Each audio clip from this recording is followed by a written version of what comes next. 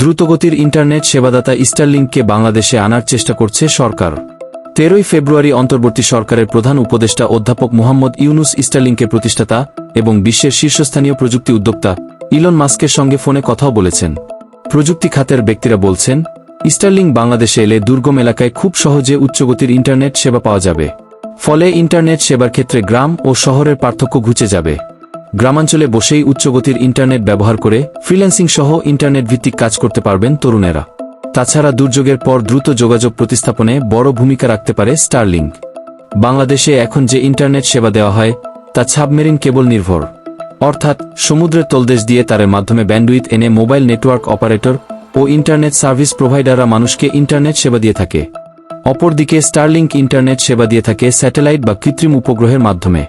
স্টারলিংকের মূল প্রতিষ্ঠান স্পেসএক্সের ওয়েবসাইটে দেওয়া তথ্য অনুযায়ী তাদের ইন্টারনেট সেবা মূলত জিওস্টেশনারি থেকে আসে, যা ৩৫,৭৮৬ কিলোমিটার ওপর থেকে পৃথিবীকে প্রদক্ষিণ করছে। পৃথিবীর নিম্ন কক্ষপথে স্থাপিত হাজার হাজার স্যাটেলাইটের একটি সমষ্টি হচ্ছে স্টারলিংক, যা পুরো বিশ্বকেই উচ্চগতির ইন্টারনেট সেবা দিতে পারে। স্টারলিংকের ইন্টারনেট সেবা পেতে গ্রাহকদের টেলিভিশনের অ্যান্টেনার মতো একটি ডিভাইস বসাতে হবে, যা পৃথিবীর কক্ষপথে ঘুরতে থাকা স্যাটেলাইটের সঙ্গে যোগাযোগ রক্ষা করে। গ্রাহক এই অ্যান্টেনার সঙ্গে একটি স্টারলিংকের রাউটার স্থাপন করে ইন্টারনেট সেবা পাবেন। স্টারলিংকের ওয়েবসাইটে বলা রয়েছে, বাসাবাড়িতে তাদের সেবা নিতে কিছু সরঞ্জাম কিনতে হবে, যেমন রিসিভার বা অ্যান্টেনা, কিকস্ট্যান্ড, রাউটার, তার ও বিদ্যুৎ সরবরাহের ব্যবস্থা বা পাওয়ার সাপ্লাই। এটাকে স্টারলিংক কিট বলা হয়, যার মূল্য $349 থেকে $599 পর্যন্ত হতে পারে।